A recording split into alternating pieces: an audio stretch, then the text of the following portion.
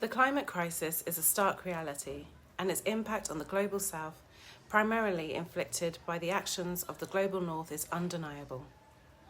Catastrophic events such as Hurricane Beryl serve as harrowing reminders of this disparity in vulnerability and response capabilities between the two regions.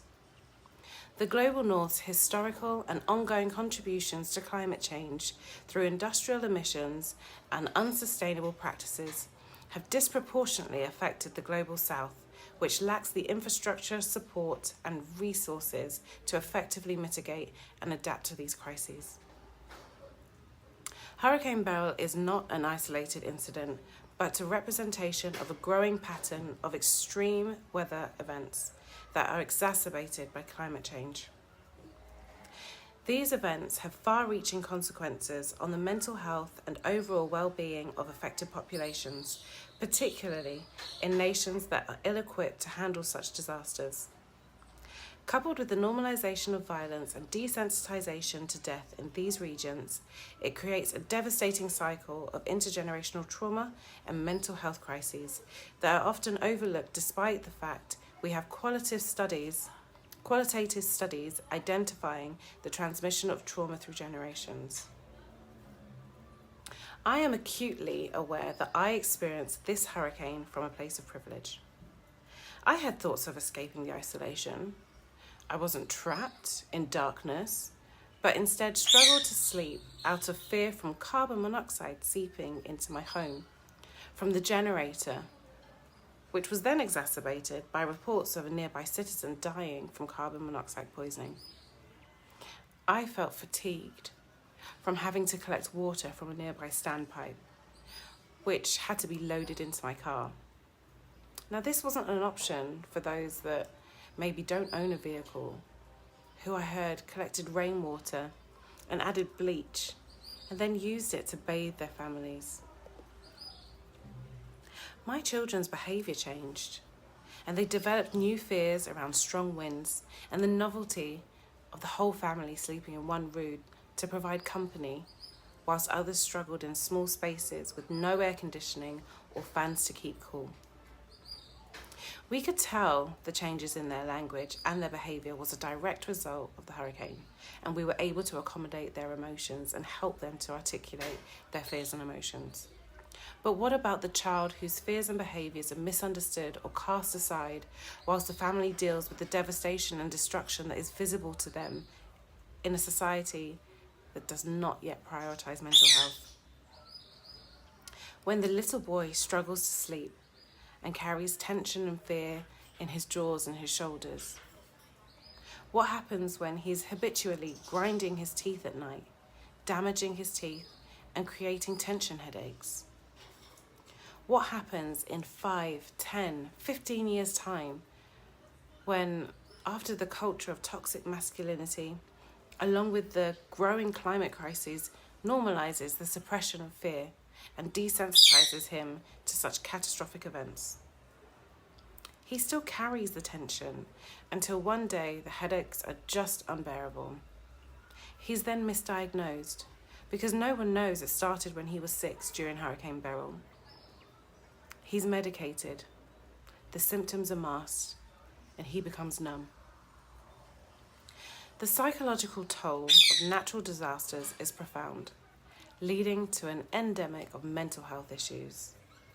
The lack of mental health infrastructure and support systems in the global south exacerbates the situation, leaving many without access to necessary care.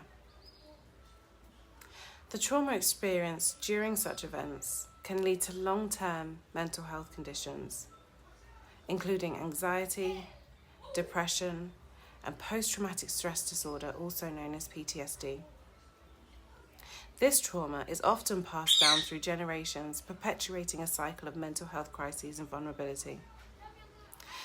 The displacement of families following atrocities can also be overlooked with an altruistic lens.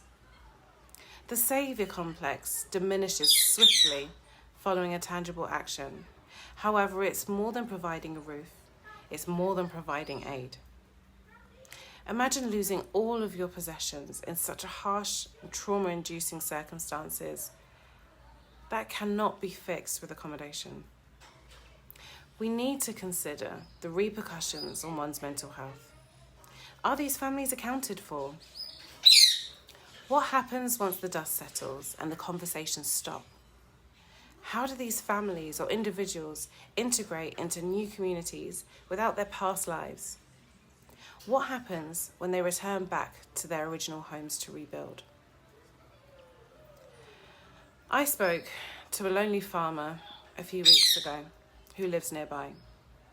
He has no roof, the foundations are damaged, and his crop are spoiled. Around the same time, an MP visited. He made promises, they took photos, but he's not seen them since. He still has no roof. He still has damage to his property, and the crop is still spoiled. That's his livelihood. That's his home. The perinatal period is a critical time for women and birthing people, and the impact of the climate crisis during poverty